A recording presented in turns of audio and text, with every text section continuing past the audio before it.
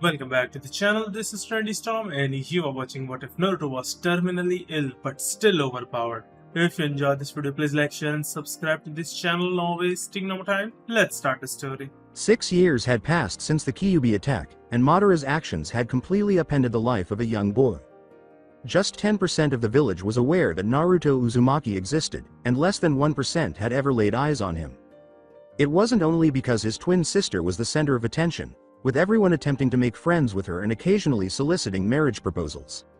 On the night of the Kyuubi attack, something more tragic occurred. Minato divided the fox's power in half by using a different seal rather than the Shiki Fujin to seal the Kyuubi away. He was aware that Kushina wouldn't last long without the Kyuubi's chakra. However, her body wouldn't be able to withstand it in her weaker state if he decided to seal all of the Kyuubi's chakra back inside her. Thus, he sealed the Yang inside their newborn daughter Mai and the Yin inside Kushina. Minato and Kushina didn't realize that Naruto was having problems until a few days later. The doctors discovered that Naruto's body had become dependent on the Kyuubi's chakra because it had spent the previous 10 months inside Kushina's womb. If the Kyuubi's Yang chakra hadn't been sealed inside Mai, she would have met the same end as a child. He would get extremely tired after only 5 minutes of walking. His immune system was pitifully weak, which is why he stayed in bed most of the time to avoid most illnesses. His body would only generate enough chakra to keep him alive, and he didn't learn to walk until he was 4 years old because his muscles were rarely used effectively. Naruto hated his family, but he also felt sorry for them when he thought about them. In his heart, he knew that his disabled body served as a continual reminder to his family of what had transpired 6 years prior, and that they would be content if he passed away. The main reason Naruto hated his sister was jealousy. On their birthday, Naruto mainly received books, likely for a 3-year-old, and clothes, while Mai received practice kunai and many other items from their friends and family for when she joined the academy. Although Naruto realized that they weren't giving him the same things his sister received due to his illness and his sister's fame, he was unable to stop the emotional pain he was experiencing. Why was he forced to endure this kind of suffering? What god would be so cruel as to force him to watch day in and day out while his sister led a life completely different from his own?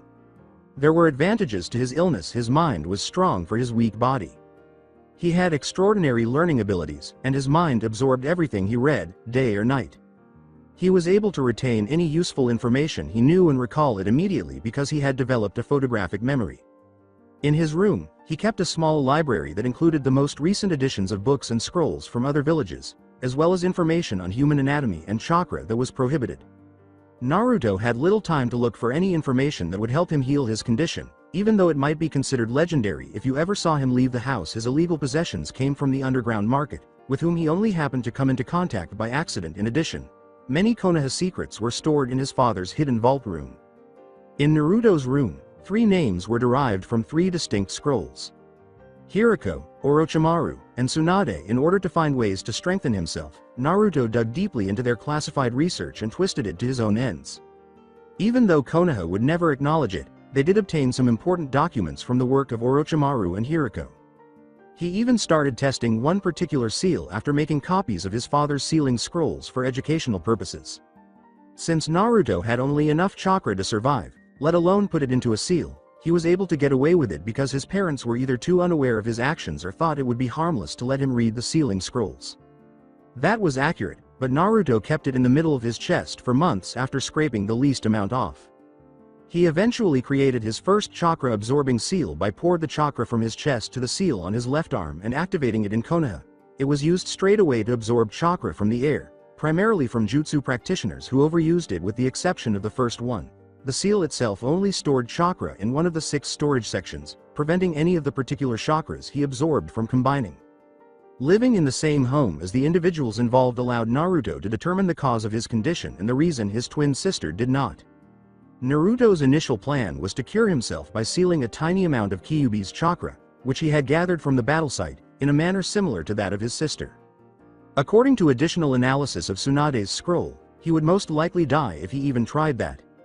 The aggressive chakra would annihilate him from the inside out while his body was weak. The length of time Naruto had been separated from Kyuubi's chakra meant that it wouldn't improve his condition even if he survived. Naruto then went over Hiriko's research on how to make one's body change and adapt. He read about blending animal parts, then bloodlines, and finally the nature of various chakras. He turned to Orochimaru's research after trying a number of theories about the issue. all of which would have killed his sister. The time it took for his body to adjust to the change was the issue, not the fact that his theory would instantly kill him. All of Orochimaru's strategies for extending his life, I'm not referring to his immortality jutsu, required having a strong body in the first place, but they were all only marginally helpful.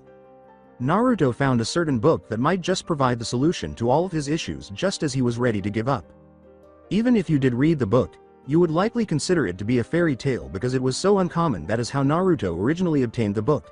One of his father's or mother's friends gave it to him as a birthday present. He compared the book to every myth and legend that Konoha was familiar with and found some indications of passages that fit the book. Naruto couldn't help but reflect on what initially motivated him to search for a cure.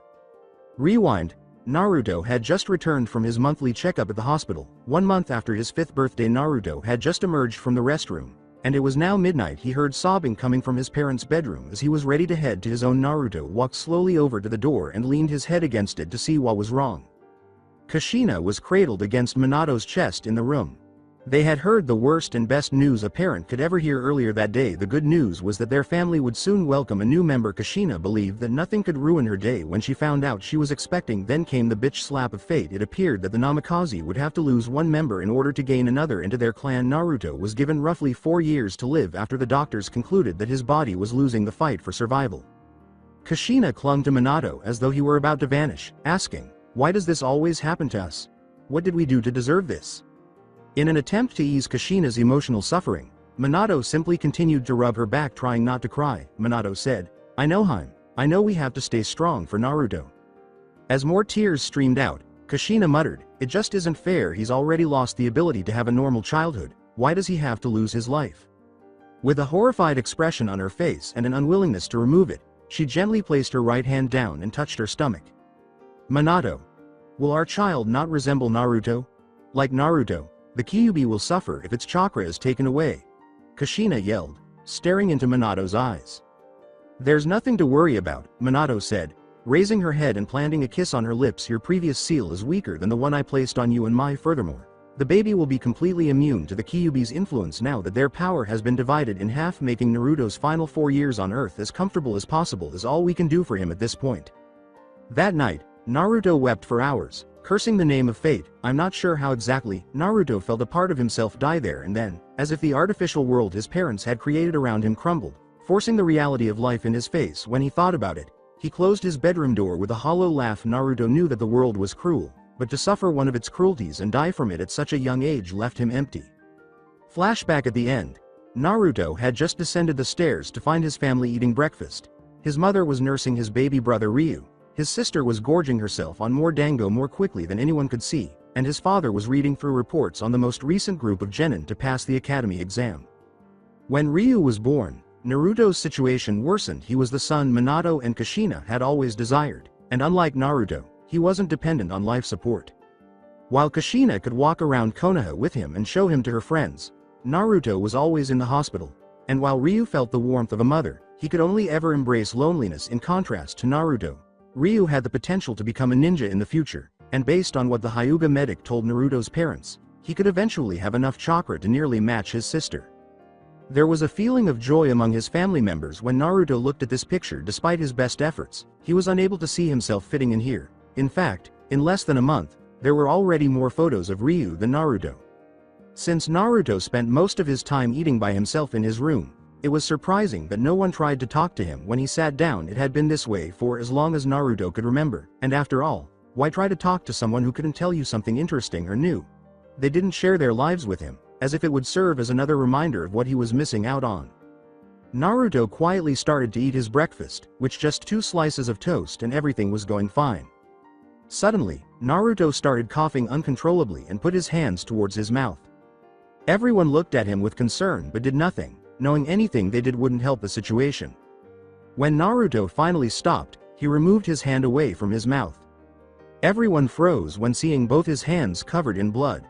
Mai looked at Naruto with fear in her eyes, afraid to know if this meant Naruto was going to die soon. While Mai and Naruto didn't interact much, it was hard for Mai not to notice what could have happened to her. She wanted to bond with him like brothers and sisters, but their lives were too different to find any common ground between them. She was strong while Naruto was weak. She had happiness while he had sadness. They were like 2 sides of the same coin. complete opposite in every possible way. The only things they did have in common was their birthday and whisker marks. The doctors had told Minato and Kushina to expect this, but you can't fully expect something you don't want to see, especially from your children, so they looked at each other with sadness in their eyes. Ignoring the worried looks from his family, Naruto simply got up from his chair, placed it next to the sink, climbed up, and started washing his hands. Soon after, Minato went to the Hokage Tower, while Mai, Ryu, and Kushina went off to the Hyuga clan to talk with their friends. Naruto quickly began phase 1 of his plan after donning his breath mask, one of the practical items Minato specifically designed for him, so he could go outside without contracting a disease every 5 minutes, and customized it to suit his needs. He activated his Tainetsu seal, or body heat seal, which he designed specifically to keep his body temperature steady, ensuring his safety in a variety of weather conditions. It was easy for Naruto to simply go near the clan's training grounds and seal a portion of one of their ninjas' leftover chakra into one of his scrolls. The only advantage his condition left him was that no ninja could detect his chakra because it was so weak. Naruto quickly got what he wanted from the Uchiha clan, who took pride in their knowledge of powerful attacks. The next task was more difficult for Naruto. Although it wasn't widely known, there was a person in the village who possessed the Mokuton's power.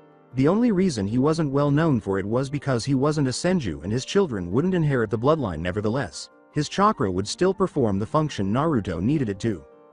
After a while, Naruto discovered him strolling down the street toward the Junin training grounds. He hasn't yet joined Anbu, and started to examine him. Fortunately, the training grounds were not far away, and when Naruto arrived, he saw that the Junin was engaged in combat with 2 Anbu, the initiation test for Anbu. Despite his curiosity about the reason behind the fight, Naruto wasn't one to waste a good opportunity, and he started to get a lock on the Junin shortly after sealing a portion of his target's chakra in another scroll. Naruto left for his house with a smile on his face, knowing that he was getting closer to his goal. After returning home, Naruto started to double-check his plans to make sure everything was perfect because there was a good chance that they would fall apart before they even started. He started packing his backpack with everything he needed, including clothes, maps, food supplies, medical equipment, travel gear, seals he had designed, and certain items from his library. He started writing a farewell note for his family to find on his desk, and as he was ready to leave the house, he glanced at the family photo that had been taken shortly after Ryu was born. Naruto gazed out his window, where the sky was clear and birds were flying around the village. This would be the only time for a long time that Naruto could gaze on Konoha's quiet moment.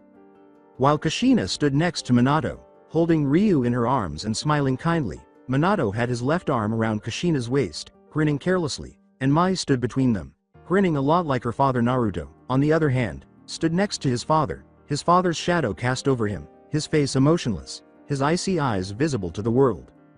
Goodbye, happy family. Then he vanished. Anyone looking at the picture right now would see Ryu, Kushina, Mai, and Minato all contentedly together. Naruto will never be seen by them again. They hadn't seen Naruto for 4 days, and that was when he coughed up blood. So Minato and Kushina were starting to worry. It wasn't unusual for them to be separated from Naruto for that long, but during those times, he would always make some noise in his room to reassure them that everything was okay.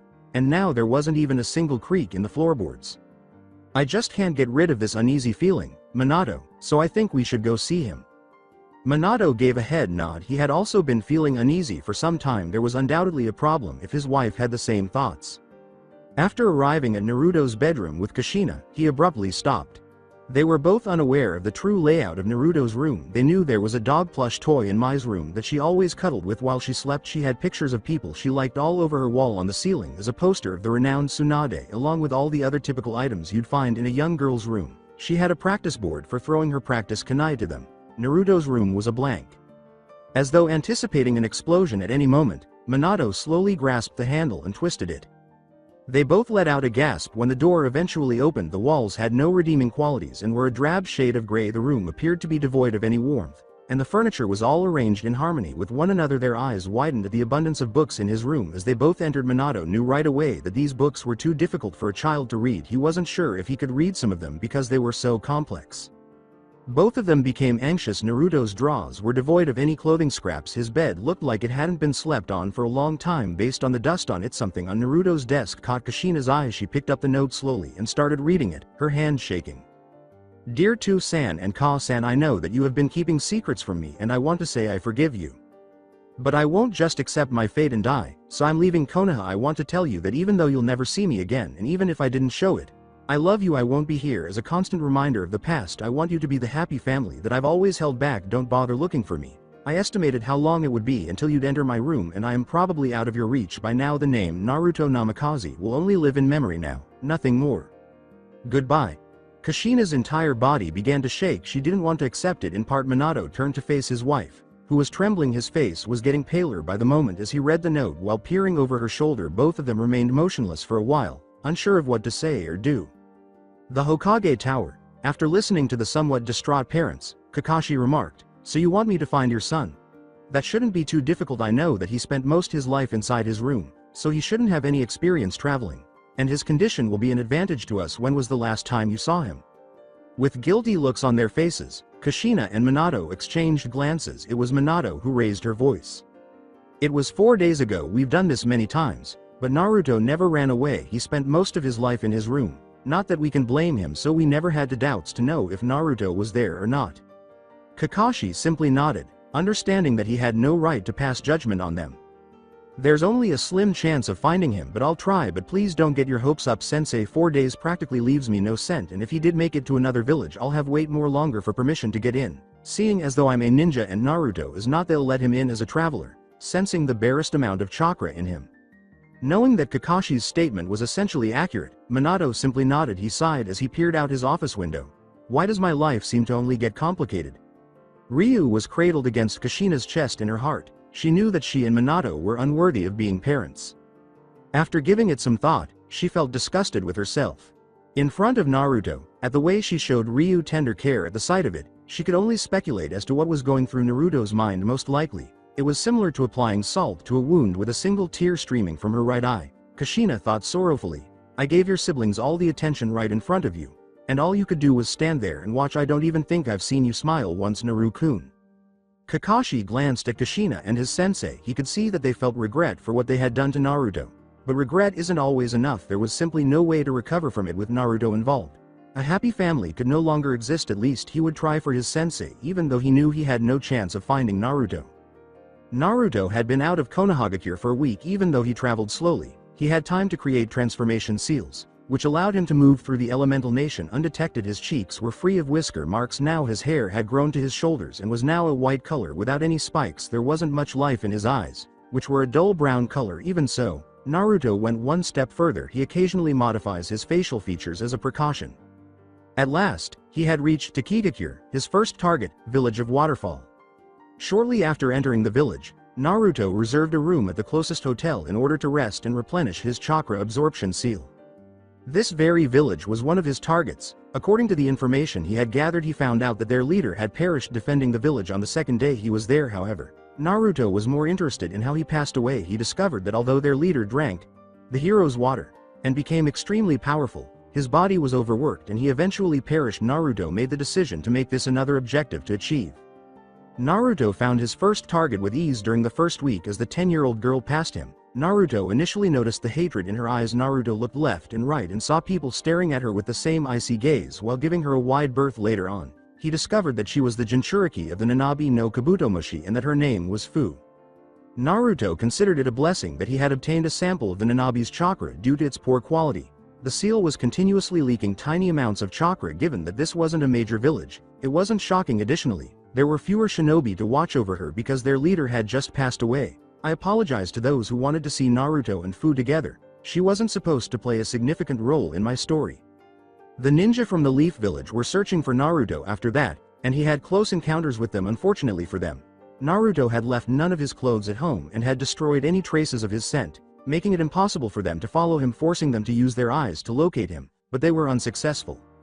Following a month of hiding from the Konoha shinobi and gathering tidbits of information from a young, gullible Taki shinobi named Shibuki, who kept mumbling about protecting the hero's water and making his father proud, a month later, Naruto was able to locate it beneath their tallest tree. As far as Naruto is concerned, it could as well be a mountain.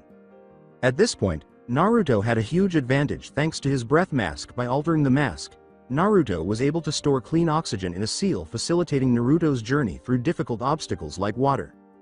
5 days had passed since Naruto started looking beneath the tree, and every day got more annoying than the one before. There were too many paths to count. making it essentially a maze beneath the tree. Naruto was about to end his day when the oxygen in his mask ran out. Naruto had to pray for a miracle.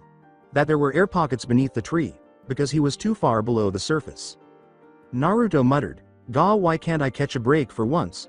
Before realizing that the air pocket contained a tiny wooden shrine or closet. To be honest, I have no idea what the hell to call it. Pulling himself slowly out of the water, Naruto approached and unlocked the wooden doors. The hero's water was hanging there on a string from the ceiling. He eventually succeeds after putting forth some effort to get there, taking a small, empty vial out of one of his ceiling scrolls. Naruto began filling it with some of the hero's water. Naruto wasn't mean enough to take away their people's only source of protection. Naruto had left the village as soon as he could the following day.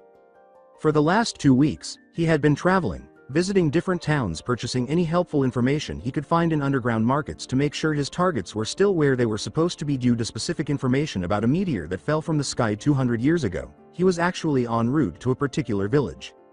Naruto's attempt to extract samples from the star was not foolish. Most likely, the village chief himself was watching over it. Rather, what if he could obtain the pieces that fell from the star as it was descending? He would have to go somewhere close to the village, where the ground hadn't been disturbed, because it was from 200 years ago. Naruto hoped the pieces would be large enough to locate. Naruto knew exactly where to go. Poison gases were abundant in the canyon that served as the Bear Country's border. Therefore, it was easier for him to locate some pieces because not much life had disturbed the ground in that canyon. Naruto's inability to determine which way the star fell was the only issue. He would need to look all over the canyon. Knowing he had his work cut out for him, Naruto sighed. "I'll write a little bit more, but I was going to stop here." Naruto had been in that canyon for 4 months. The labor he had been doing to locate fragments of the star was finally giving his body some muscle. He had also discovered some useful items down there. Corpses of shinobi who had perished from gas were carrying some helpful gear, for example, secret documents, various weapons, valuable items he could sell, and jutsu scrolls. He is foolish to believe that these people were intentionally left here. It's likely that the gas obscured their vision, making it impossible for their allies to locate them, lacked the necessary tools to enter the gas at the time, or just didn't give a damn. Eventually, Naruto discovered a few strange, tiny stones that may have come from the meteorite. However, because they were too small or the energy was too weak to be felt at all, none of them generated the same amount of energy as the star. Naruto's time was running out because he had begun to cough up blood every 2 months. However, it only accelerated Naruto's pace. Naruto took a seat beside several skeletons in the canyon to rest. Anyone would find it unsettling to see a young boy surrounded by corpses. That made Naruto chuckle. Even though he was going to die later, he was actually living it. Naruto was starting to get a little irritated. The sun had been shining in his eyes non-stop while he had been leaning against the wall. It began again when the sun set behind him. Wait, what? Naruto noticed something buried in the rocks across from him. As he looked at the source of the light, Naruto's eyes grew wide as he examined it more closely. A piece of the star was embedded in the wall, and it continued to emit energy. A few hours later, Naruto carefully removed it from the wall, then left the canyon and set up camp in the forest a few miles away while carrying the hero's water. Naruto started to open the vial and examined the 2 objects in his hands. He started to uncork the vial's lid and carefully dropped the star fragment inside, saying, "I just hope you both were worth it." The impact was immediate. The piece instantly disintegrated in the water, which had turned a pale purple color. If he didn't apply containment seals to the vial, Naruto was positive the sheer force within it would have caused it to shatter. Grinning, he closed the vial once more and fell asleep. Naruto was in a bad mood. He was breathing heavily, his entire body hurt, and to top it all off, he had been used as a damn pony. For what reason was he in this state? After gathering some chakra from the Yanbi and Gobi Jinchuriki, Simple had just returned to his camp from Iwagakure. His adopted daughter chose to make Naruto her very own pony, but that was just one aspect of it, particularly when he was obtaining information on his targets. Naruto did not want her to cause a scene. If he refused, she was in her teething stage and would chew on anything she could get her hands on, which made her an extra pain. When Naruto witnessed her attempting to put one of the Biju chakra scrolls in her mouth, he nearly had a heart attack. At the age of 7.5, Naruto was content with a new person in his lonely life. He didn't regret it. Despite the fact that his daughter made his mission more difficult, there were the sleepless nights spent feeding her, and the terrifying times when Naruto had to learn how to change her diaper. However, he would honor the commitment he made to her mother. When he recalled the day he first met his adopted daughter, a wave of sadness passed over him. Rewind. "Do you have the items that I asked for?" A stunning woman said. "That depends if you made the Fujin scrolls we asked for." Her green eyes gleamed with deadly intelligence, and her bang obscured her left eye, revealing only her right. Her red hair reached her knees. A man passed a scroll to one of her shinobi. After carefully extracting it, the aforementioned shinobi nodded to the woman with the red hair. After looking over the contents of the scroll, grinning, she turned back to face the man. Before I give you the items you asked for, drop the henge and show us what you really look like. The man silently cursed, making every possible plan to get out of this mess. At last, he simply sighed and made the decision to grant her request. Mei was taken aback when he dropped the henge. The person we were negotiating with for the Fujin scrolls is only a young boy. Mei approached Naruto slowly and gave him 2 scrolls. She leaned slightly so that Naruto could see some of her cleavage, and he quickly closed his eyes while blushing angrily. The male shinobi behind him had the grace to turn away in embarrassment. Ah, look at you, only a little boy and already doing the decent thing. You're more of a gentleman than some people I know. Mei stepped closer, kissed Naruto on the cheek, and left a neon red Naruto in her wake. Here's a little gift I want to give for what you've done for us. One of her devoted shinobi questioned. Are you sure it was wise to give him those chakra scrolls? Mei-sama? He was just a kid, we didn't need to give them to him. We are not like the Mizukage. I'm not going to stab anyone in the back, just because I can do it. Something tells me that boy has got a big future ahead of him, Mei said with a smirk on her face. For hours, Naruto had been strolling through the forest, happy that he now had samples of the Sanbi and Rokubi Biju's chakras. He was approaching the village's docks when he heard a baby wailing. He paused and paid attention up ahead. It was coming from behind a tree. He searched further and discovered a small basket. He looked inside and discovered a baby girl. The young girl's eyes were a stunning shade of chocolate brown, and she had red hair and healthy, young skin. She raised her arms in his direction and gurgled joyfully. When she saw him, she seemed to laugh in that adorable baby way. When Naruto picked him up after receiving the message, Naruto discovered a letter in the basket. While searching for more hints, placing the infant on his right arm, he started reading it. To whoever finds my daughter, please take care of her. My name is Natsumi and I fled from the Hidden Mist village with my daughter, whose name is Emmy. The ruler is a man named Yagura. He is a monster with no regard for human life. He sent his shinobi to kill anyone in our village who has a bloodline limit. I fled as soon as I could when they found out we had a bloodline limit. I know he has sent hunters after me and I don't have much time. I am certain that when you find this note I will be dead. I am going to lead the mist ninjas away from here and trap them. Please, if you have a heart, protect my daughter. In the basket I have included several scrolls with information on her Yoden bloodline as well as a few other jutsu that I took from the Mizukage before I left. They're yours now. I am certain that they will be here any moment now, so I will have to end this note. Please let my daughter know that no matter what, I love her more than anything in the world and would gladly give my life away again and again for her if I ever had a choice. Take care of her. I tricked Kami into thinking that Natsumi, a kind person, will find her. After completing the letter, Naruto clenched his fist. He was pleased that he had now given Mei those sealing scrolls. Hopefully, those scrolls will be used by her allies to finally defeat that bastard. Even though she was unaware of her mother's passing, the young girl continued to giggle. Naruto groaned and returned her to the basket. Even though you've made my life more harder, I promise to protect your daughter with my life. Natsumi. Flashback concludes. Naruto abruptly stopped daydreaming and gently laid Emmy down on her blanket before lulling her to sleep. After she eventually left, Naruto started preparing all of his gear for his upcoming expedition to a new target. H fell to his knees abruptly and began to cough uncontrollably. Now that he was coughing up blood once a month, his time was running out. But he never showed it to Emmy. Even though she is still a baby, she was at least aware of the warning signs. He pulled the quilt up and put his arm around Emmy as he lay down on his mat next to her, ready to fall asleep himself. Naruto twitched his nose, sensing an unpleasant odor. Naruto discovered the source and saw an awake Emmy laughing at his bad luck. Naruto didn't know if she understood, but Emmy stopped laughing and appeared to be attempting to give Naruto one of her mean glares, which always made Naruto laugh. Laugh it up now, but when you're older, I'll embarrass you on your first date with a boy. 2 weeks had passed since Naruto and Eli had entered Tsunade village and made hotel reservations. Naruto discovered that he needed to replenish Emmy's basic necessities while checking on the supplies and made the decision to explore the village. Temari's day wasn't exactly going well. The other children avoided her because she was related to Gaara, and her father disregarded her. In the morning as usual, she recently returned from an all-female flower pressing class at the academy.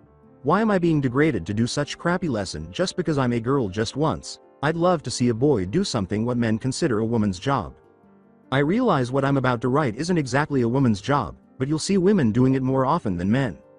When she saw a little boy with blonde hair carrying a baby around with him, coming out of a baby store with diapers, little jars of baby food, etc., she quickly realized her wish. He might be doing it for his parents or something, she thought. Looking around, she thought in mild shock, it's just him on his own. She walked straight up to him, eager to learn. "Excuse me, but why are you alone with that baby?" When Naruto turned around, he saw a girl with blonde hair that was splitting in 4 different directions. She was only a few years older than him. Based on his best guess, when she gets older, she will most likely be stunning. "What do you mean?" "It's just that, I've never seen a boy at your age taking care of a baby. Shouldn't your parents be here with you?"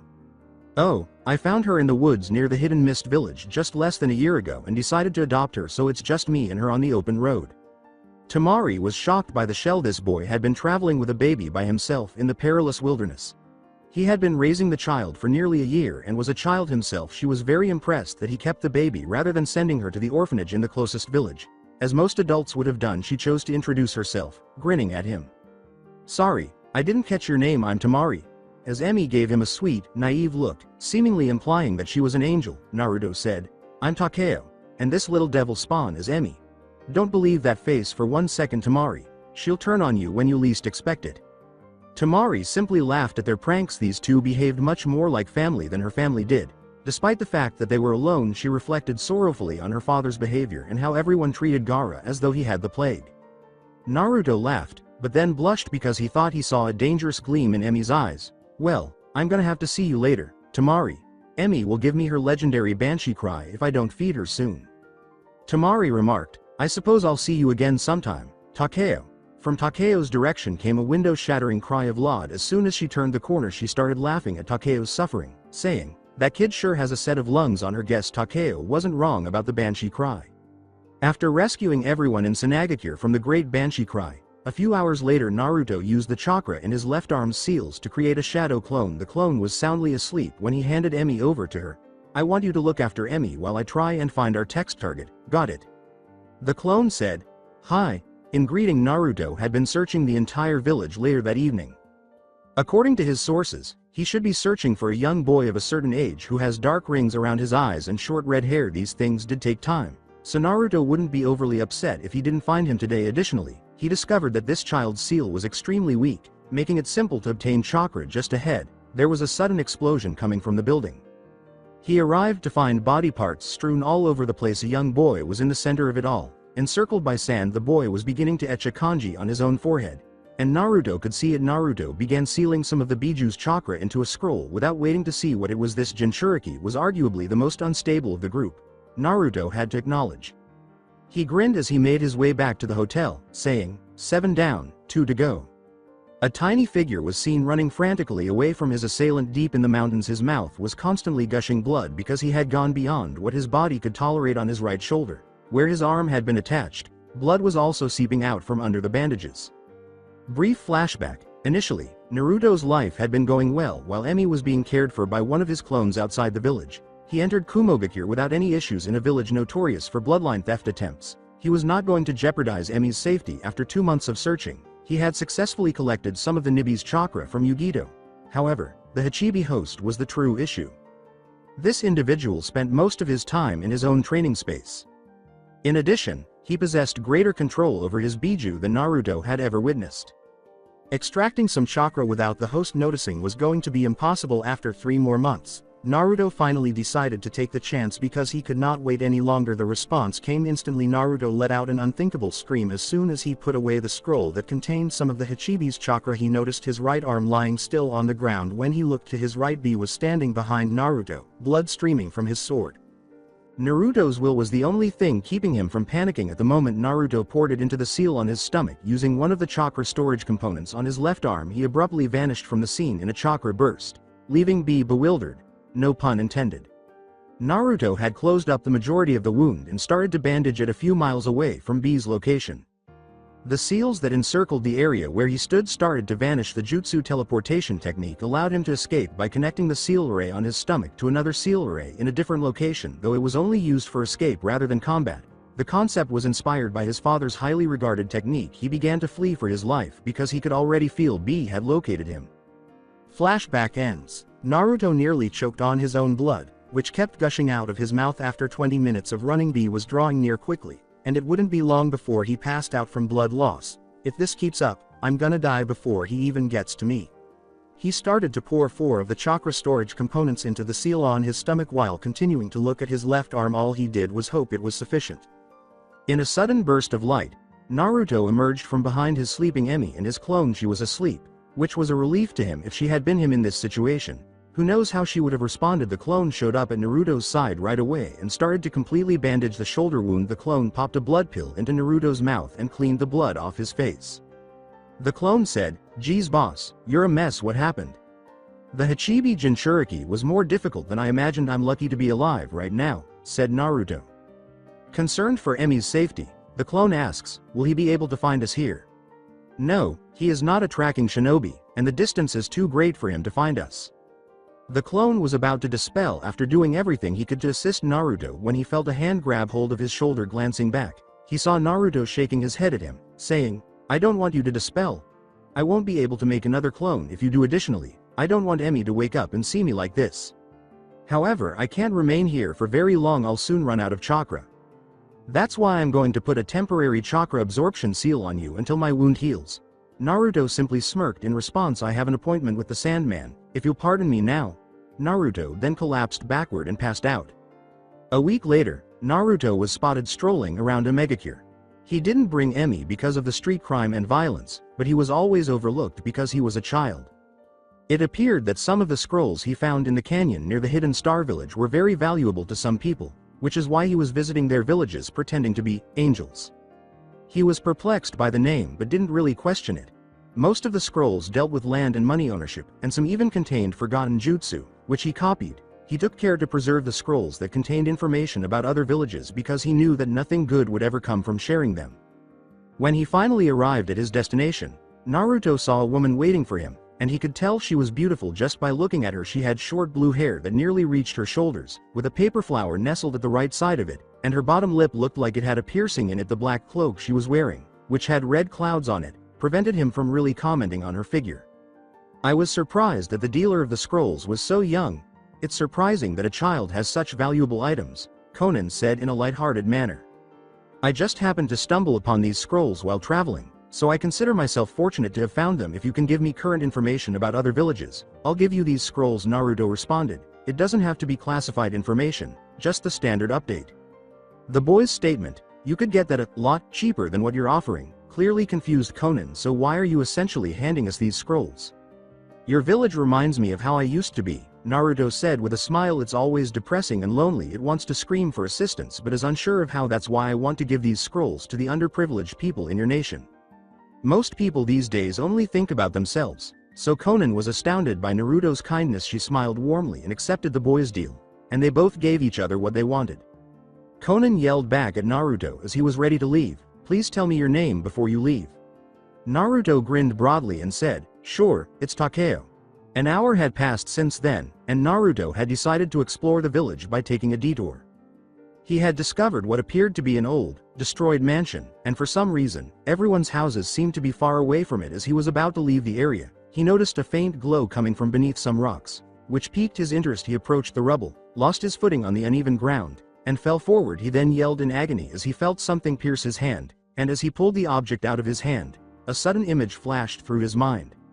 There was no denying what Naruto saw at that moment, and his eyes were as wide as dinner plates. It was the Rinnegan, the most powerful dojutsu he had ever read about in his books, and it was unbelievable to think that it actually existed, especially in a megacure. He snapped out of his reverie to examine the object that had stabbed his hand, the same object he had come to examine just a moment before. A small, 6-inch metal rod that was emitting some chakra. Since Naruto had never heard of a metal that could produce chakra, he could only assume that it was a chakra receiver, transmitting chakra from another source. The greatest discovery of his life, Naruto acted swiftly, sealing some of the chakra into a scroll and leaving the village right away, determined not to waste the benefits he had gained. 6 weeks had passed since that day, and when Naruto finally dispelled the clone, Emmy was still the same small devil incarnate he had remembered, giving him those adorable strange looks because he now only had one arm, but Naruto didn't mind because he was prepared to lose his arm in order to save his life. When Naruto heard screams reverberating in the distance as they were about to enter a small town surrounded by hills and trees to pick up some supplies, he initially considered leaving right away to a safer area and going to another town, but fortunately, their supplies were extremely low and the closest town was 4 days away, to Naruto anyway.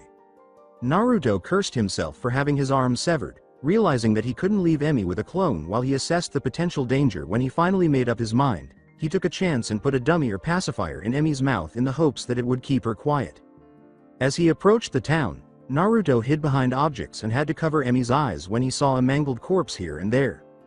5 minutes later, he discovered the cause of this massacre and was shocked to see a boy with orange hair, only a few years older than himself, standing in front of his latest victim with a crazy smile on his face. Half of the boy's body was covered in strange black markings, and his left arm had changed into something that resembled a blade. When Naruto looked closely, he saw a knife stabbed into the boy's thigh. The boy looked to his leg and yanked the knife out carelessly, and to his surprise, the black marking on the boy's skin moved towards the boy's leg, quickly healing his wound without even leaving a scar. As soon as the black markings disappeared and the boy's left arm returned to normal, Naruto saw that the boy's personality had changed, with shock and sadness etched on his face. After waiting 10 minutes for the coast to clear, Naruto approached the knife that had the boy's blood on it, carefully examined it, and sealed it away for later study. Naruto then started gathering supplies and other useful equipment from the town, feeling bad about robbing the dead, but he knew that if he didn't, someone worse would. Later that night, Naruto set the entire town on fire to ensure that no one could steal it anymore. Konohagakure, Hinata's life has been going from good to bad for the past couple of years. Her best friend Mai never came to see her again, even when she needed her most. After Hanabi was born, Mai and Kushina would frequently visit with Mai's little brother, which was one of the happiest days of her life. When her mother passed away a year later, Mai abruptly stopped going to see her and was forced to train with her father. Instead, she was left alone in the clan compound, and Hiyashi became more heartless, cut off his family life, and began treating his daughter like property. It only got worse when Hiyashi's training began to resemble beatings. She assumed it was because she reminded him of his wife, and it hurt him that someone had the audacity to look like her. She would get up in the morning, spar with her father, and go to the academy. She tried talking to Mai, but it didn't help. It seemed like Mai was enmeshed in her own depression. Eventually, Hinata realized that they were no longer friends, and she made the decision that if she wanted a better life for herself, she would have to take action. She began to train hard, even frightening her father. Her main goal was to increase the range of her Byakugan, but she also looked at other fighting styles outside of the Hyuga clan because she didn't want to constantly use a fighting style that so many enemies had seen and fought against that it could cost her her life. She started working on the first female Hyuga fighting style because only a female body had the elegance to perform the moves for it. She still retained the gentleness she inherited from her mother, and in fact, she was the worst at taking care of her younger sister. Hanabi was the only thing that kept Hinata happy, and it was Hanabi that prevented her from leaving this hellhole of a clan. Since Naruto left, the Namikaze family had been plagued by a sense of depression that had persisted for a while. Kushina and Minato began fighting over trivial matters, and Mai even sobbed herself to sleep a few times due to having to listen to her parents yell at one another. Occasionally, she witnessed one of the parents leave the house, declaring that they no longer wanted to live together. Fortunately, neither of them did, and things eventually calmed down with them apologizing to one another. Although their room had not been touched since Kushina had discovered the note, it served as a constant reminder of how much they truly knew Naruto. Minato dealt with it by focusing on his Hokage duties because his house always brought back unpleasant memories, while Kushina dealt with it by giving her two surviving children all the attention they required. There were a few happy moments in their lives where Ryu uttered his first word, and when he began to walk, Mai had even managed to hit him with her practice kunai.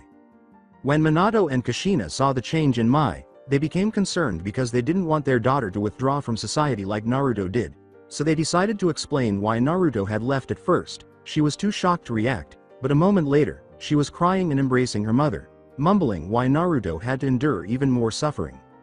After a while, the family did begin to feel normal again, but they were still dreading Naruto's death, which was approaching in the upcoming year. The mysterious boy's body apparently produced a special enzyme that, from what Naruto could deduce, forces a person's body to draw more chakra than it normally can and increases a person's battle capability. Naruto had been studying the blood sample for months and conducting small tests while traveling. The enzyme also appeared to have a mutation level, which further increased a person's chakra capacity and abilities. Normally, Naruto would have thrown something like this away, but the regenerative ability was something to think about. The only drawback Naruto had observed in the user was his mind. The enzyme eats away at the person's mind and personality, driving them to madness if used for too long. It took him nearly a year to transform the enzyme into a better version of itself, and instead of causing you to lose your mind, Naruto's enhanced enzyme gave you a time limit to use its powers. He wasn't too concerned about the time limit because he knew that once he added it to his other experiment, there would probably be more different outcomes.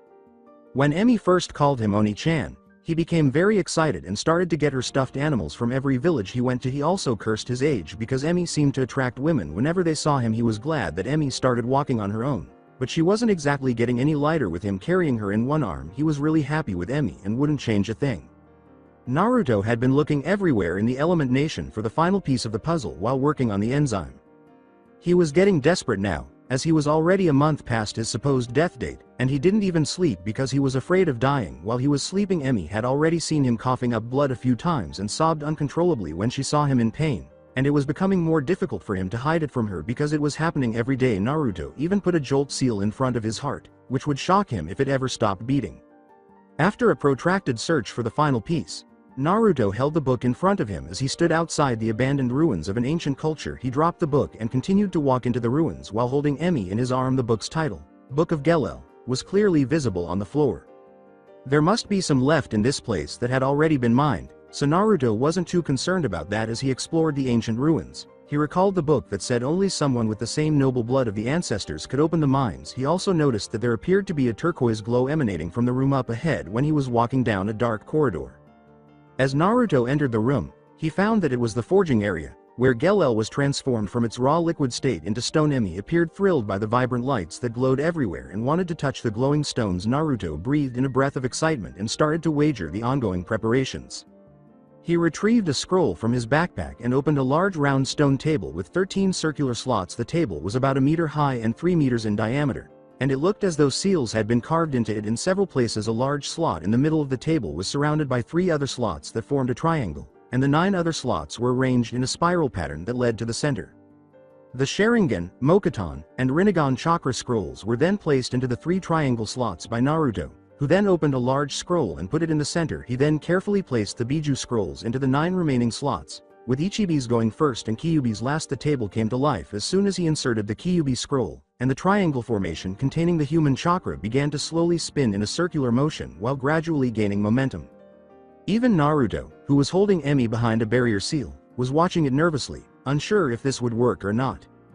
The Biju scrolls reacted to the same blue glow that the 3 scrolls were now emitting, and as the last of Kyuubi's chakra was drawn out, the large scroll in the center started to seal all of the merged chakra into itself one by one. The chakra inside the scrolls started to emerge from the scrolls and move toward the 3 spinning scrolls. The entire procedure was finished shortly after that. "I'm sorry, Emmy, but there's nothing else I can do to keep you safe." As Emmy fell asleep, Naruto gently tapped a pressure point on her neck and laid her on the floor. He then lifted her shirt until her belly was visible and started writing 4 seals. 3 on her belly and 1 around her body. When he activated one of the seals, a piece of Gelel the size of Naruto was abruptly sucked in the seal on Emmy's stomach. After placing a few scrolls on her person, Naruto returned to the table. Naruto was nearing the end of his plan when he unsealed the altered hero's water and added a few drops of the altered enzymes. He poured the hero's water into a stone flask with containment seals etched all over it, and then he quickly poured some liquid Gelel in a vial into the flask and closed the lid. He could already feel the flask shake from the unstable reaction, so he waited for the flask to settle down and stabilize for 20 minutes before slowly opening the lid. Looking into it, he could see that the liquid still had its purple color, but the aura changed to that of the Gelel. He was now at the end of it all. He took off his shirt, stripped his body of all the seals except for one, and picked up the big scroll containing the merged chakra. He unrolled it, examined the complex seal, and then pressed it against his chest. Almost instantly, the seal began to separate from the scroll and latch onto Naruto's chest. Naruto's eyes were wide as saucers as he felt the unfathomable pain coursing through his body. He knew it was attempting to adjust his body to its energy, but Naruto's body was too weak for that. He picked up the flask and started to chug the liquid down as quickly as he could, and then, if it was possible, Naruto felt even more pain running through his body. A bright flash of light escaped from Naruto's body, and then there was a sudden silence. Naruto was lying on the floor in the room, looking lifeless, and Emmy was nowhere to be seen, only the fading seals that had once surrounded her. A long way from where Naruto is, 3 figures appeared on a dirt path. A tall, blonde woman with 2 pigtails and an oversized chest, a dark-haired woman walking with a briefcase, and a small pig with a red-pink jacket and a necklace of beads around its neck. These 3 people were Tonton, Shizune, and Tsunade. Tsunade was muttering about bad debt collectors who didn't give her a break when she noticed something on the floor up ahead. Upon closer inspection, she recognized the object as a small girl, perhaps 3 years old, and noticed a small scroll protruding from the girl's pocket. She picked it up and began reading it carefully, her eyes growing wider by the moment after picking up the young girl. Tsunade turned to Shizune. "Shizune, our plans have changed. We're heading to Konoha." For some time now, Konoha had been in chaos because they had briefly seen the legendary Tsunade walking through the streets on her way to the Hokage Tower. Naturally, they all wondered why she was here, since it was no secret that Tsunade had left the village, vowing never to return after her lover died, and it wasn't odd to them that she was accompanied by a dark-haired companion who was carrying a pig. The strangest thing, though, was the loving expression on Tsunade's face. To the older generation, it was the look of a loving mother, enjoying the warmth of her child, but to many of the younger generation, it was perplexing because they had heard many terrifying stories about Tsunade's anger, including her becoming downright nasty after losing Dan. But it was her eyes that made other people stare at her in awe. The most lovable, chocolate-brown eyes had an alluring green glow coming from the edges of the iris in her eyes, which was almost hypnotic to them at this point. Everyone was staring at the little toddler in her arms, and they could tell that she was a girl by the way she was dressed and her long red hair. By estimating her age, they estimated that she was about 3 years old. Tsunade herself was finally getting close to her destination, but she was beginning to reconsider going back to the village. This was not because she had claimed she would never go back, but rather because she wanted to keep Emmy to herself and away from clans that would take advantage of her power. She considered hiding her from Konoha, but she felt that Minato and Kushina should know about the child and letter she had found, not to mention the seals she had discovered on Emmy's stomach, and she initially considered just calling Jiraiya, but she changed her mind, assuming he would just tell Minato anyhow. She had become very close to Emmy over the last few days, but she wasn't sure why. Rewind. Shortly after discovering Emmy, Tsunade made reservations at a hotel in the closest town, and she began using her medical jutsu to check the child's body for anything strange while gently putting Emmy on the bed and placing her hand on her chest. What the devil? After carefully pulling up Emmy's top, Tsunade's mind abruptly stopped at the sight of the black seal, and her face took on a confused expression as she sensed an unidentified source of powerful chakra emanating from Emmy's belly. "Hey Shizune, look at this!" With a look more akin to astonishment and fear, Tsunade exclaimed. Simultaneously odd and uneasy, her assistant was at her side, staring at the same object as her master. "Tsunade-sama, that seal has a lot of power behind it. You're not assuming she's in?" At Shizune's assumption, Tsunade shook her head slowly and said, "It's very unlikely. Every young Jinchuriki is under the constant observation of ninjas from their various villages. They wouldn't allow a young Jinchuriki to leave the village by themselves. Furthermore, unlike a Biju, the power emanating from this seal is not malevolent. If we can still sense the energy emanating from this seal, it also indicates that it was applied to her recently." When Tsunade finally finished her diagnostic jutsu on the young child 10 minutes later, she was astonished by how healthy she was, especially considering who was caring for her. There was no point in hiding it. The girl's foreign energy was surprisingly doing amazing wonders in keeping the child healthier than Tsunade had ever seen in a child. The two women didn't get a chance to speak to Emmy until the following morning, when they heard a scream. Tsunade and Shizune hurried into the little girl's room, only to pause in shock, as it was the first time they had ever seen the toddler's eye, which had a green, luminescent glow that seemed to exude an inexplicable sense of inner beauty. At that moment, the little girl let out another scream. "My Ni-chan is gone," flashback concludes. It took a long time for both women to calm the young child and to communicate with her. Tsunade could not really blame the child because Emmy never left her brother's side. If all you knew was your brother's comfort and you had never left his side once in your life, Tsunade imagined she would be afraid too. According to what they read in the scroll, Tsunade and Shizune couldn't bear to tell the girl what had happened to her brother, which initially made it easier for Tsunade to drop the young girl off at Konoha, hoping that they could handle her. All of that changed, though, as the days went by. Her time with Emmy restored a sense of happiness that Tsunade had believed had been lost forever, and she found herself constantly by Emmy's side, attempting to give her the maternal love that Naruto could never give her. Eventually, it reached a point where Tsunade allowed Emmy to sleep beside her in bed in order to ease the child's suffering. Tsunade treasured these moments the most, using them to try and block out the pain of her past. Shizune even began to treat the little girl as a sister, buying adorable dresses for Emmy to wear and take pictures of. When Tsunade found herself standing in front of a particular door, she abruptly stopped thinking about it. Gathering her courage, she slowly raised her hand and knocked on the door a few times. Shortly afterward, she heard someone come in and entered.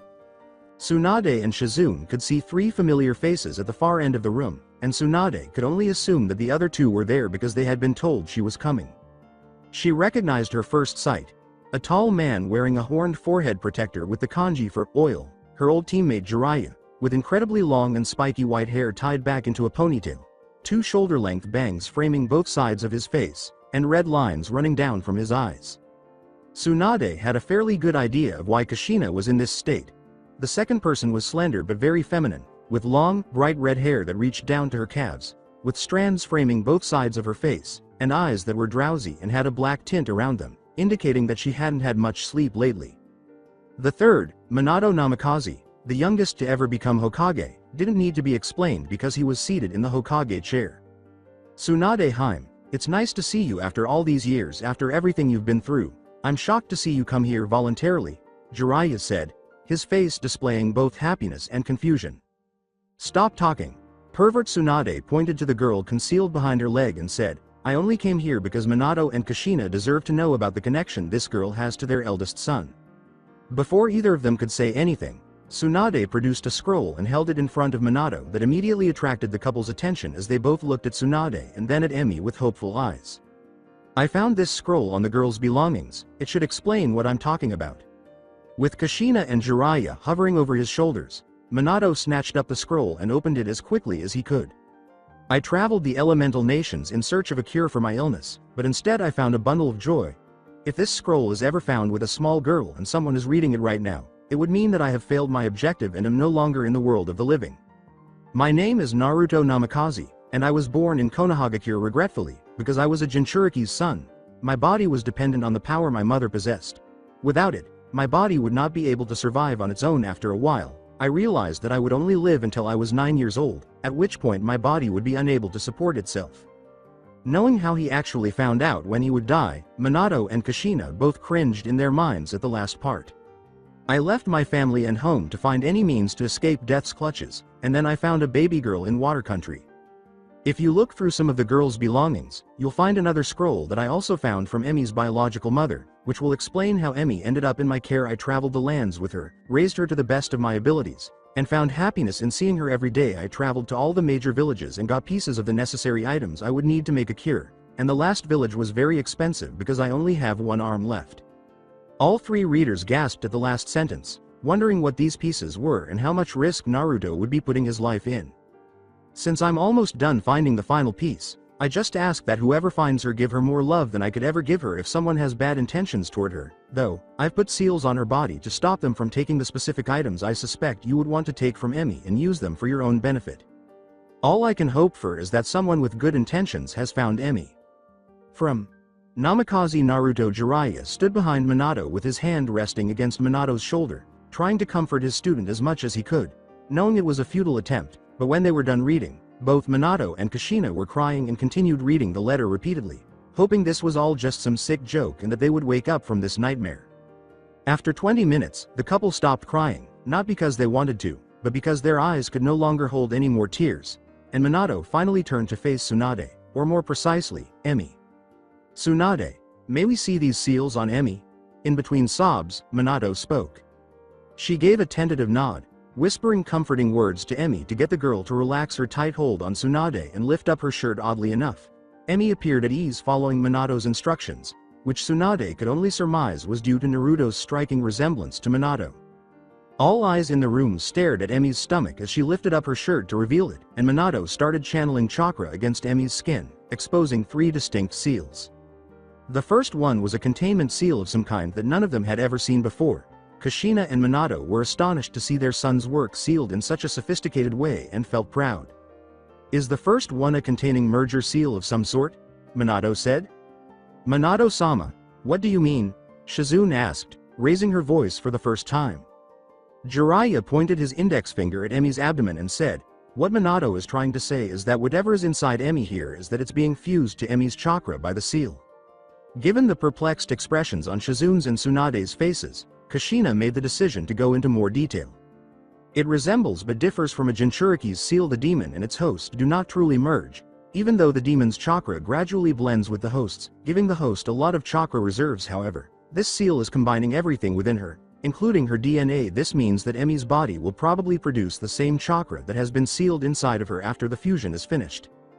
At Kushina's explanation, Shizune's and Tsunade's bodies trembled with excitement and fear, and their eyes widened. Tsunade muttered, She's going to make one hell of a kunoichi when she's older, loud enough for everyone to hear. What are you talking about, Tsunade Heim? Jiraiya inquired. The scroll from Emmy's mother explains that Emmy has the Yoden bloodline and some jutsu scrolls that have been sealed into another scroll by a blood and time seal, Tsunade said, letting out a sigh before continuing. This means that Emmy won't be able to access it until she is prepared to learn from them. Emmy has the potential to become a very strong kunoichi in the future if Kushina's claims are accurate. Shizune made the decision to tell the others what both medic nins had discovered about Emmy while they waited for Tsunade to elaborate. Tsunade-sama and I made the decision to examine Emmy before traveling to Konoha. We found that she has more chakra reserves than anyone her age. It's probably from whatever sealed inside her, but that makes sense. The reserves are better than anyone else's, even though they probably won't be able to match a Jinchuriki's. Shizune chose to pause briefly before continuing, saying, Tsunade-sama also chose to take a sample on Emmy's chakra and examine it, to maybe find out any clues to what is sealed inside Emmy.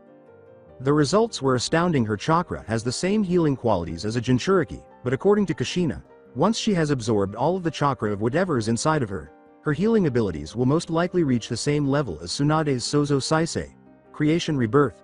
However, we are uncertain if the same negative effects will not occur. Time will tell, but it's possible that Emmy will eventually exhibit some additional skills. Shizune found the stunned expressions on each of their faces to be absolutely priceless. All she wanted was a camera so she could snap a photo of them. A tiny, shy voice raised its voice before any of the adults could say anything. Emmy said to Minato in a cute way, Excuse me, ninja-san, but why do you look like my Ni-chan Naruto? Minato merely gave the young girl a brief smile before starting to talk. Hi there Emmy, my name is Namikaze Minato, but you can just call me Minato, okay? As for why I look like your brother, it's because I'm his dad. While Tsunade waited impatiently for someone to identify the other two seals, Emmy simply gazed at Minato in wonder and excitement. Jiraiya glanced quickly at the location of the next seal. Sadly, it was close to Emmy's groin, and he didn't want to have to ask her to lower her skirt a little so he could see it. Damn it, he was a pervert for women. He would let Orochimaru handle pedophilia. Kushina nodded in comprehension and leaned down in front of Emmy, looking at what Jiraiya was staring at with a tender smile. Kushina said, Can you accompany me to the next room, Emmy-chan? I need to look at a seal on your body, and it's at an inappropriate place for boys to see. Sadly, this had the opposite effect, and Emmy instead encircled Tsunade's leg with her arms. Tsunade chuckled lightly at Emmy's timidity as she glanced down at her. Do you want me to come with you, Emmy-chan? The young girl's only answer was a slow nod of the head without anyone being able to see her face. After 10 minutes, Kushina, Tsunade, and Emmy returned to the Hokage's office. Then, for Minato and Jiraiya to see, Kushina put a piece of paper with a crude drawing of the seal on it on her husband's desk. As he gazed happily at the piece of paper, Jiraiya quietly replied, This seal seems to be derived from the contraception jutsu. While Emmy can become pregnant if she ever has sex, Naruto has developed a seal that is an improvement of the jutsu. Many kunoichi use the contraception jutsu in seduction missions to prevent pregnancy, he says, stressing the word sex so Emmy wouldn't understand, but it is Emmy's choice entirely. Jiraiya simply sighed and explained it to them in simple terms after noticing the stunned expressions on everyone's faces. It essentially prevents anyone from entering her. If she wishes them not to, she can use this seal to keep herself from becoming pregnant even if she does want to have sex. Minato and Jiraiya both started to perspire when they saw the star-eyed expressions in the medic's eyes and Kushina's proud expression. They muttered jealously that they could have created far superior seals than Naruto could have. There was silence in the room for 5 minutes while everyone processed what they had learned. Kushina, meanwhile, stared in confusion at the final seal on Emmy's belly, which was situated directly between the other two seals and, surprisingly, had links to the other two seals. However, this wasn't the reason for Kushina's confusion, rather, it was because he didn't know what the seal actually did. Looking to her right, she could see that Minato and Jiraiya were experiencing the same issue as her, so she silently vowed to figure out what this seal was before either of them could. Kushina took a deep, soothing breath and studied the seal frantically, even though she could honestly take pride in being one of the best fuinjutsu users in the world. After 10 minutes, Minato scratching his head is included. I've got it. I apologize for the false alarm. Z's. The sound came from somewhere, and everyone turned to see Jiraiya sleeping against the wall. The next thing Jiraiya heard was a metal paperweight hitting his face. After 20 minutes, this time, I've really got it. Everyone's eyes were fixed on Kushina as they waited for her to explain the final seal's function. It appears that Naruto has bound it to the other two seals in some way. The last one is a Dodoraku Fuin, deadlock sealing. Tsunade said, a little irritated, You still haven't told us what it does yet, Kushina. She simply wanted an explanation. Just hold on to you, Granny Panties Tsunade, I wasn't finished yet, said Kushina. Tsunade had to use all of her strength to keep herself from destroying Kushina the following week, in fact, so much so that you could give this so-called fiber a name. Jiraiya, Shizune, and Minato were all clinging to Tsunade to stop her from killing Kushina. The fact that Kushina was triumphantly sticking her tongue out at Tsunade didn't help either. In the midst of all of this, Emmy was enjoying a drink and some popcorn while she watched the show with an incredulous expression on her face. Emmy thought, and they tell kids to grow up and act responsible. Great example they're leading right now. Tsunade finally calmed down after a half hour of curses and threats of death, and Kushina eventually started to describe what she had learned about the seal. As I was saying, this seal is connected to the other two, and it's definitely a powerful seal. It works as an anti-tampering technique. If anyone apart from Naruto was to tamper with any of the three seals, it would integrate itself inside Emmy's body and flesh, preventing anyone from being able to see the seals or even tamper with them. But what's so powerful about that? Sure, it is an excellent way to stop people from messing with it, but why didn't Naruto do that in the first place? Shizune inquired. Kushina stated somberly, it's because of the price it asks for. Once the seal detects someone tampering with it, it permanently integrates itself inside its host. But this is only part of the reason it was given the name Dodoraku. In Emmy's case, it would put a lock on her modified contraception seal, meaning that if someone messed with the seal, it would put it on lockdown and she would no longer be able to have kids. It's the same thing for the other seal. If someone tries anything on them, it would shut down and stop merging Emmy's chakra with whatever is sealed inside of her, keeping it inside her forever, and none of this can ever be undone. Kushina sighed. Following Kushina's explanation, everyone was in complete shock at the extent of Naruto's sacrifice to save Emmy from the world's avarice. Jiraiya abruptly added, at least we now understand what Naruto meant by forbidding people from taking specific items from Emmy. Everyone's attention was drawn to the sound of the door opening before anyone else could speak. Mai was standing in front of them, holding little Ryu. When Tsunade saw how much Mai resembled Kushina as a child, she had to suppress a laugh. I wonder if the academy students would dare to refer to Mai as a tomato, as they did Kushina. Tsunade pondered humorously.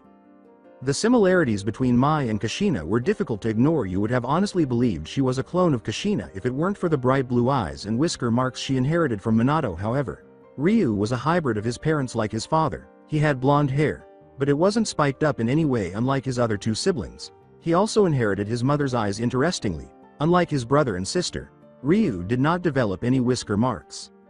What's wrong, Mai-chan? Why have you come here with Ryu? Replied Minato. Looking at Tsunade in wonder, Mai explained, you and Ka-san didn't come home early as you usually do, and Ryu was beginning to cry about it. She had never imagined that she would meet her idol so soon. I was not Oni-chan. Ryu shot back, blushing in embarrassment. As she lifted him out of Mai's arms, Kushina crooned, ah, was my little man getting lonely without his Mira? In order to conceal his embarrassed red face from the other people in the room, Ryu now buried his head in his mother's chest. With all playfulness gone from her face, Kushina turned to look at Minato. Before Minato finally nodded his head, it seemed as though they were engaged in a private argument. Kushina turned to Shizune and parted her lips. Say, Shizune, Minato just wants to tell Mai something important. Would you mind picking up Emmy so we can buy her and Ryu some ice cream? As soon as Shizune saw the message, he grabbed Emmy and left the office with Kushina. You might ask why Minato would do such a thing when his child was so young, and the answer was straightforward. The last time they kept something from Mai, she blamed herself for Naruto running away, which caused a rift between them, and they didn't want to keep any more secrets away from her, which would eventually be discovered and make her hate Minato and Kushina. Minato explained everything to Mai during the 20 minutes of Kushina and Shizune's leave, even giving her the letter to read on her own. A soaked wet piece of paper in her hands was the letter from Naruto, the last proof that Naruto was actually dead. Mai stood in the center of the room, solid as stone, her eyes a never-ending fountain of tears, relentlessly gushing out more than anyone would have thought possible, and she was so quiet that you could literally hear her heart beating within her chest at an alarming rate. In the past few years, Mai had always hoped that Naruto would return home in his last hours so that she could tell him how much she missed him and how sorry she was for having their parents' attention while he was alone. She intended to show Naruto the best time he had left by introducing him to her friends, and they would all play together before the whole family cuddled up and watched a TV movie afterward. She and Naruto would share a bed, and after both of their parents kissed them goodnight, Mai would go into a contented sleep, never to wakefulness. Mai felt two arms envelop her in a warm embrace before her despair could penetrate any deeper into her heart. She tilted her head upwards to see her father kneeling before her, his arms locked around her, and before she could bear it any longer, she put her own arms around his neck and sobbed openly against his chest. The room fell silent as Kushina and Shizune returned with the toddlers because nobody wanted to speak again. Minato was about to put the wet piece of paper away in his desk after giving it one last look when he noticed something on the back of it upon closer inspection. He was shocked to discover that it was a blood seal, so he took a chance and bit his thumb, spreading blood on the seal. At that moment, everyone in the room stopped their heartbeat because they were so shocked by what they were witnessing. Naruto Namikaze himself stood directly in front of the room. Well, Naruto laughed and said, "Yo, Naruto." Nobody spoke, too shocked to finally see the one boy who had been on their minds for a long time, and the silence was almost unbearable as everyone in the room crept slowly toward him, as if he would vanish if they approached him too soon. Ni-chan. When Emmy escaped Shizune's hold and ran toward her older brother with open arms, she was the first to break the silence. The whole room fell silent as everyone tried to comprehend what had happened, but no one was more shocked than Emmy, who lay motionless on the floor with tears streaming from her eyes in a fit of rage. Why had her Ni-chan abandoned her?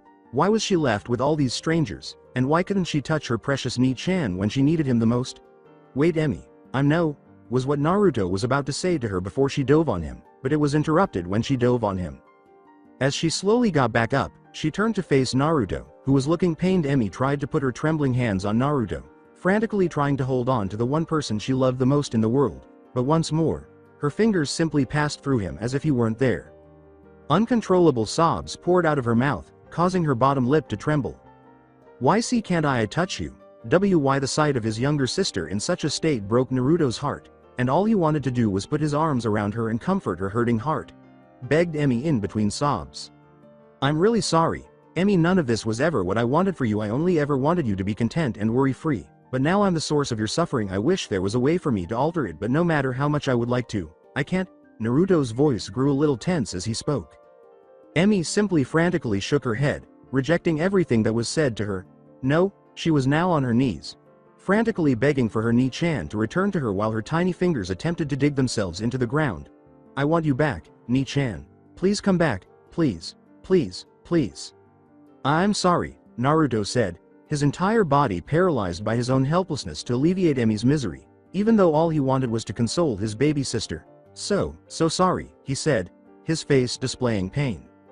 Eventually, Tsunade left her own spot and walked slowly over to the heartbroken child, kneeling down and trying to comfort the distraught girl in any way she could, even though she could still hear the little girl mumbling, "Please," over and over again. The rest of the room listened to the two children in silence as tears of sadness ran down each of their own faces. Her heart truly went out to the poor child, and she couldn't hold back her own tears from seeing the infant in such a state.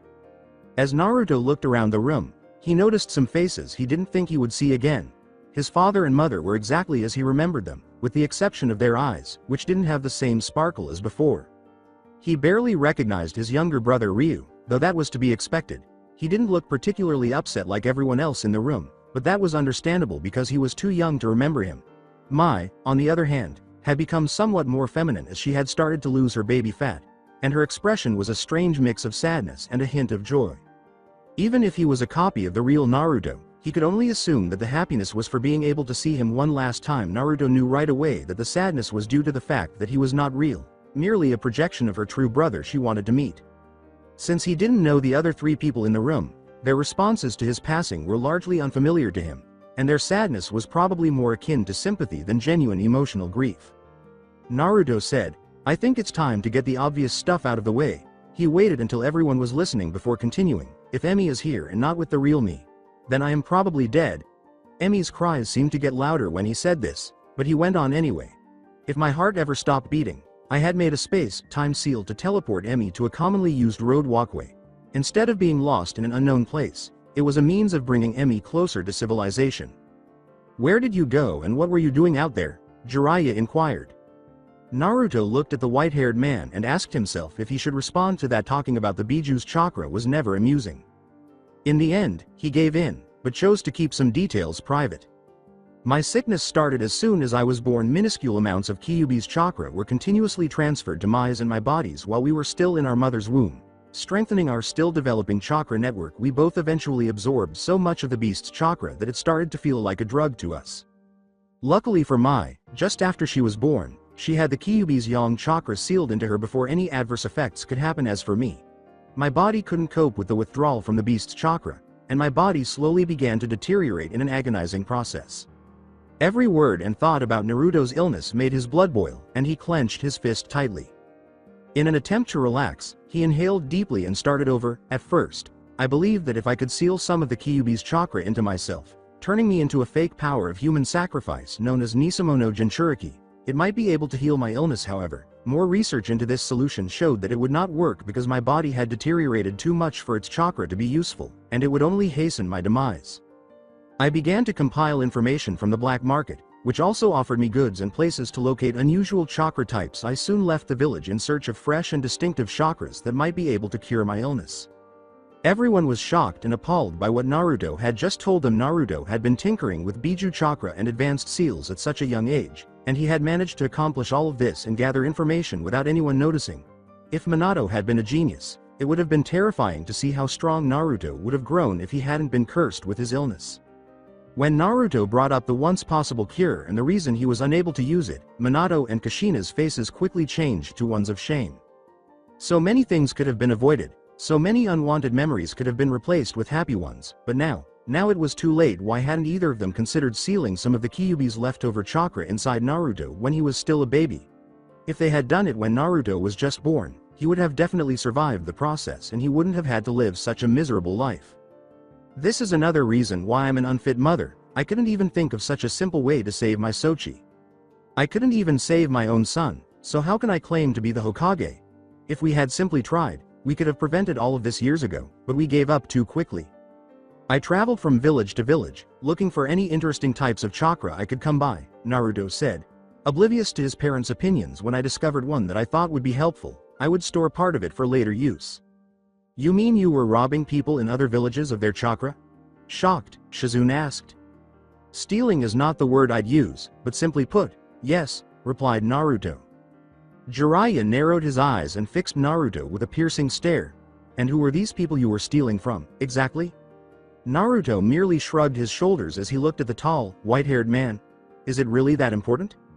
Naturally, this increased Jiraiya's curiosity, but since he was unable to touch the blonde, there wasn't much he could do about it. In addition, he already had his own suspicions about whose chakra Naruto was stealing, but he decided to keep them to himself for the time being. Anyway, as I mentioned earlier, I visited several villages and sealed off any chakras that might be useful to me. I found Emmy close to one of these villages during the bloodline purge. She and her mother had fled Kirigakure together. Looking at Emmy, a warm smile spread across his face, but it turned out that taking Emmy with me became the best decision I have ever made in my life. At the time, I wasn't sure what to do with her.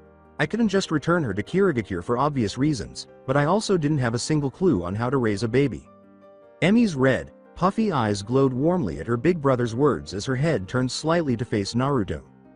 I searched for the essential part of my last ditch for survival after gathering all the required parts from the villages I visited. Actually, it was the main reason I had to leave the village and look for it in the first place, Naruto said. Tsunade curiously glanced at Naruto while gently stroking Emmy's hair. And what was this crucial element? Sadly, Naruto simply shook his head and dismissed her, saying, I'm afraid I can't tell you that. It would be impossible to predict the impact on 5 great nations if people learned that such a place existed. Bloodshed and war would ensue. In addition, if any of the villages were able to obtain it, it would upset the balance of power among the hidden villages. Incredulous, everyone in the room wondered if Naruto was telling the truth, if there was something out there so strong that it could change the balance of power, and if so, how did he discover it, or even better, how did he know it existed before he had even left the village? Naruto pointed to Emmy's abdomen and stated, however, I can tell you that Emmy has a portion of that key component sealed inside her. Everyone became alert at once, wondering what exactly Naruto had sealed inside Emmy. Tsunade, in particular, was curious about what it was, as her work as a medical ninja made her obsessive to find out what gave Emmy her extraordinary healing powers, but she refrained from asking since she knew she wouldn't get a response. Naruto gazed at his clenched hands, which finally relaxed as a smile spread across his face. He had fought tooth and nail to achieve that goal when he went in search of that cure, but something changed somewhere along the line that he couldn't explain. He no longer cared what happened to him, nor did he care for his search for a cure. All that mattered was Emmy's safety and happiness, and traveling from village to village with Emmy became nothing more than an adventure for him. A way to spend quality time with Emmy as his death drew closer. All he had ever wanted was to live the life he should have, to do the foolish and carefree things kids his age would do, but that was taken away before he even drew his first breath. Before long, a voice tore him from his innermost thoughts. Why? After that, he turned to face Mai, who was crying. What were you doing and why didn't you tell anyone? I could have helped you if you told us, she said, trying to cover her tears with her arm. As her breath became labored, she screamed, and then her legs gave out and she collapsed to the ground, sobbing uncontrollably. With sorrow and sympathy in his eyes, Naruto turned to face his sister and uttered 3 short words. No, you couldn't. As though demanding an explanation, Mai turned to face him and gazed at him intently. Naruto simply turned around and gazed out the window, taking in the view of his former home, as he had almost forgotten what the village looked like. If you had helped me, the other villages would have declared war on Konohagakure or the death of the thief if they ever found out anyone here was stealing chakra from their shinobi, especially the type chakra I stole. Mai tried to deny what he had said, but a hand landed on her shoulder. She looked over her shoulder and saw Jiraiya shake his head negatively, knowing that most of what Naruto had said was true, because if an enemy ninja had entered their village and began stealing someone's chakra, Konoha would have likely done the same thing. If he had been correct about the type of chakra Naruto was stealing, it would have caused a shitstorm for Konoha. Before he could say another word, Naruto let out a sigh. It's time. Everyone froze in confusion and fear at what Naruto was implying, until they all turned to stare at Naruto's feet, which were now truly see-through, and his legs, which were rapidly turning into see-through as well. Desperate to keep Naruto from vanishing, Emmy tried with all her might to escape Tsunade's embrace. Please, Ni-chan. Don't leave me, please, please. She screamed in desperation as she made a fruitless attempt to hold him and keep him. I want you to remember, Emmy, Naruto said, staring at her with intense pain in his eyes for what he was doing to her. I will never stop loving you and keeping an eye on you, although I am aware that your heart is hurting too much to bear at the moment. I want you to know that it also signifies that I have become a part of you. The pain will eventually subside through you. I will live on both now and in the future. Seeked Yu. Naruto glanced to his right and saw his mother trying to mumble something to him while giving him an ashamed look. Sochi, would you ever pardon us? Kushina begged in a trembling voice, as though he was afraid of his response. I don't think I can ever forgive you, Ka-san, or you either too-san, Naruto said, staring at her with a face devoid of emotion but with empathy in his eyes. To forgive is to forget, and I could never forget any of the things I went through. Both parents' faces were pained, as though someone had taken a kunai and stabbed them in the heart, and they could only look down as their grief and shame overcame them. They both turned to face their son and listened to Naruto say, but, if his nearly faded appearance was any indication, this was probably his final words.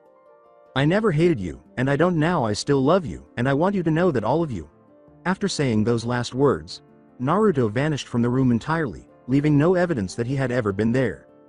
Every single person in the Hokage's office was shedding a wave of grief and guilt without any prior notice, and Jiraiya was no exception as hot tears streamed down his eyes. The silence was so deafening to everyone in the room that the minutes passed by in a flash. Emmy, who was now sleeping against Tsunade's chest, had sobbed herself to sleep, but no one seemed to care how much time had passed while they were in this state. I know you've come here to decide on Emmy's future, Tsunade, but I was wondering if you'd like to postpone it until tomorrow, Minato said, forcing himself to temporarily shake his grief with a quick cough to get everyone's attention. Nobody here is in the state, in my opinion, to be making any decisions at the moment.